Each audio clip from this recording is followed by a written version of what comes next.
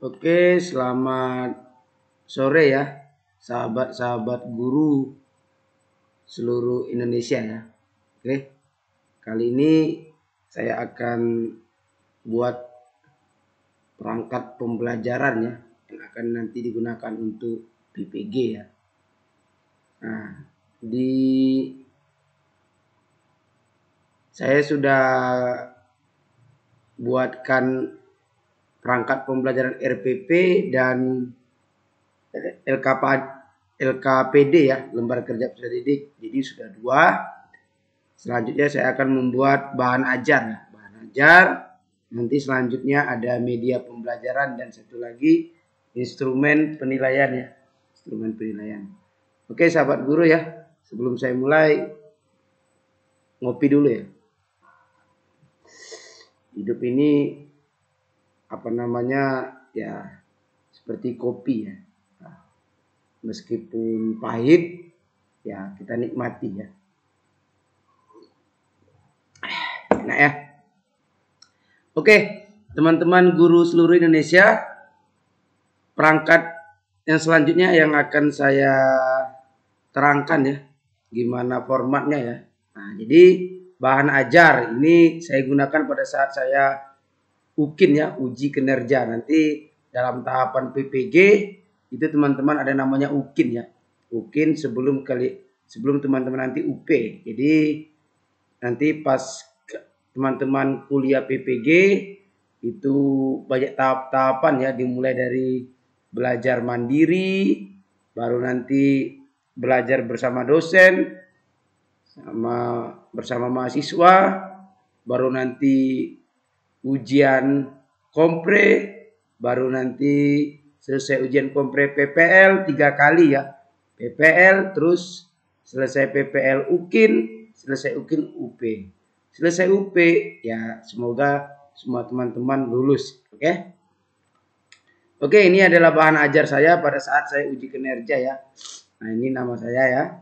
Ini pendidikan profesi saya tahun kemarin angkatan keempat ya. Tahun 2021 LPTK saya Universitas Sriwijaya. Oke, yang pertama yang harus ada di bahan ajar adalah ditulis ya tahun pelajarannya ya. Tahun pelajarannya 2021-2022. Pertama itu memang kita harus selalu nuliskan identitas ya. Identitas bahan ajar kita. Sekolah, tempat kita mengajar, SMK Kolese Tiara Bangsa Batam, mata pelajaran ya sejarah Indonesia, kelas 10 akuntansi dan keuangan lembaga atau AKL ya, semester ganjil. Materi pokoknya jenis-jenis manusia purba di Indonesia dan asal usul nenek moyang bangsa Indonesia, pertemuan pertama.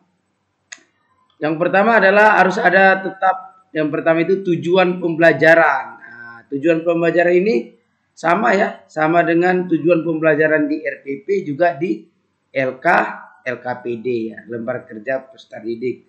Yang pertama harus ada poin unsur ABCD ya. ABCD.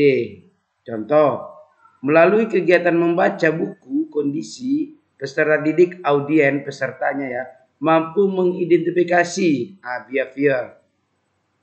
Kemudian jenis-jenis manusia purba di Indonesia secara tepat dan benar atau degree. Nah, ini kan unsur ABCD kalau kita singkat ya. Kemudian yang kedua, peserta didik mampu menyajikan informasi jenis-jenis manusia purba di Indonesia melalui metode ceramah yang dilakukan oleh Bapak Ibu guru dan pengamatan PPT atau PowerPoint dengan jelas dan menyeluruh dengan ada unsur TIFEK ya. Ini kemarin sudah saya jelaskan ya. Pembelajaran abad ke-21, abad ke-21 harus mengandung TIPEK ya. Teknologi, pedagogi, konten, kenal. Peserta didik mampu menganalisis asal-usul nenek moyang bangsa Indonesia melalui model pembelajaran. Nah, jadi model pembelajaran saya kemarin kan ya untuk UKIN discovery learning ya, dengan tepat dan benar ya. Nah, jadi poinnya itu jangan pakai kata baik ya. Kalau sejarah itu harus yang penting itu tepat dan benar. Yang selanjutnya Melalui metode diskusi dan tanya jawab, peserta didik dapat menyajikan informasi mengenai asal-usul nenek moyang bangsa Indonesia melalui tulisan. Oke. Yang kedua apa? Pendahuluan. Jadi kita harus ada pendahuluannya ya. Jadi pendahuluannya contoh ini yang saya buat di bahan ajar saya ya, nggak usah terlalu panjang ya. Tahukah kalian berdasarkan analisis ilmu geologi bahwa ilmu yang mempelajari tentang bumi ini, kehidupan di bumi ini diperkirakan telah muncul semenjak ratusan ribu bahkan jutaan tahun yang lalu ya. Pada selang waktu selama itu bumi telah mengalami beberapa perubahan bentuk. Begitu pula dengan kehidupan manusia hingga menjadi seperti saat ini ya. Praaksara adalah zaman di mana manusia itu belum mengenal tulisan. Zaman ini berlangsung dalam kurun waktu yang sangat panjang, yaitu mulai munculnya kehidupan di bumi sampai manusia untuk pertama kali mengenal tulisan. Oke? Kemudian di sini kata intinya adalah karena kita berbicara Indonesia ya. Karena kita kan mapelnya sejarah Indonesia.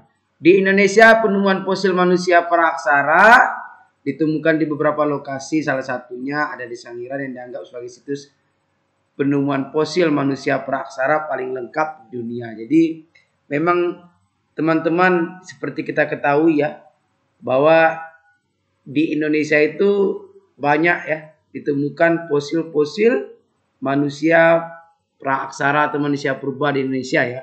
Makanya kata M. Yamin ya, nenek moyang orang Indonesia itu berasal dari Indonesia sendiri ya.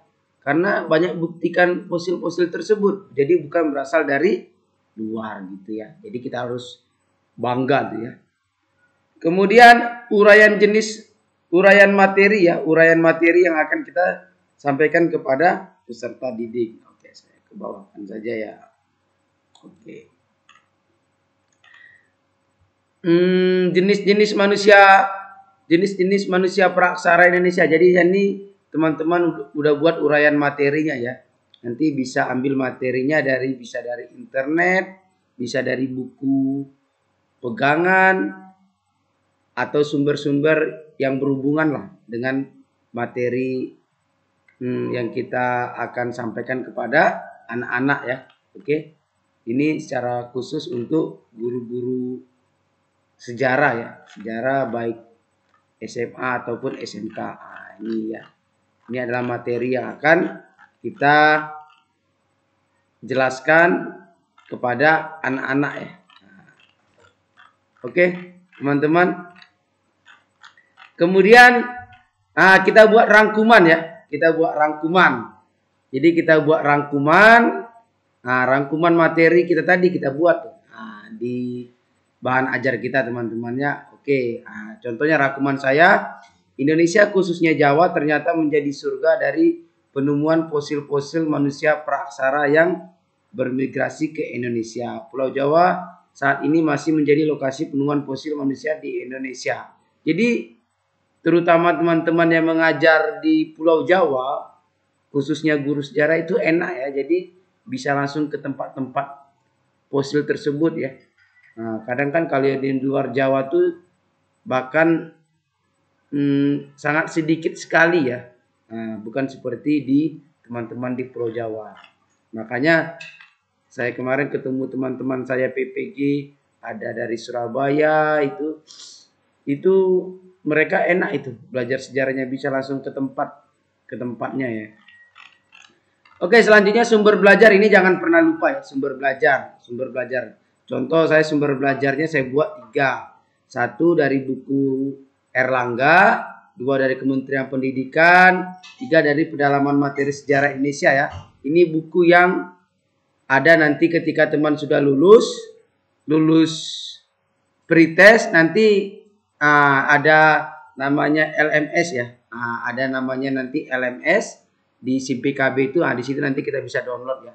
Kalau tahun kemarin itu kalau yang sejarah itu ada 6 materi ya, 6 modul.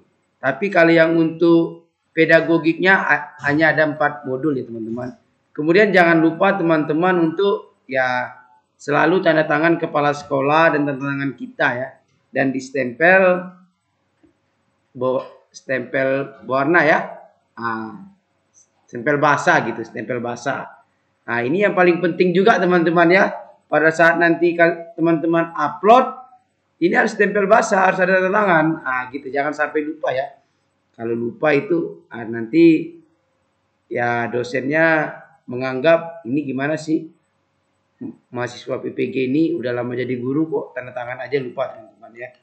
Oke teman-teman ya, untuk yang ingin bertanya lebih ya bisa nanti buat di kolom komentar ya teman-teman ya. Oke teman-teman, untuk bahan ajar selesai dulu ya. Selesai dulu saya jelaskan. Sebenarnya simple sekali. Simple sekali. Nanti tinggal saya jelaskan apa namanya media pembelajaran sama satu lagi instrumen penilaian. Jadi ada 5 ya, satu set pembelajarannya yang harus kita siapkan. Jadi ada RPP, ada LKPD, ada bahan ajar, ada media pembelajaran dan instrumen penilaian. Oke teman-teman ya. Oke. Jangan lupa ngopi teman-teman ya, jangan lupa ngopi supaya semangat.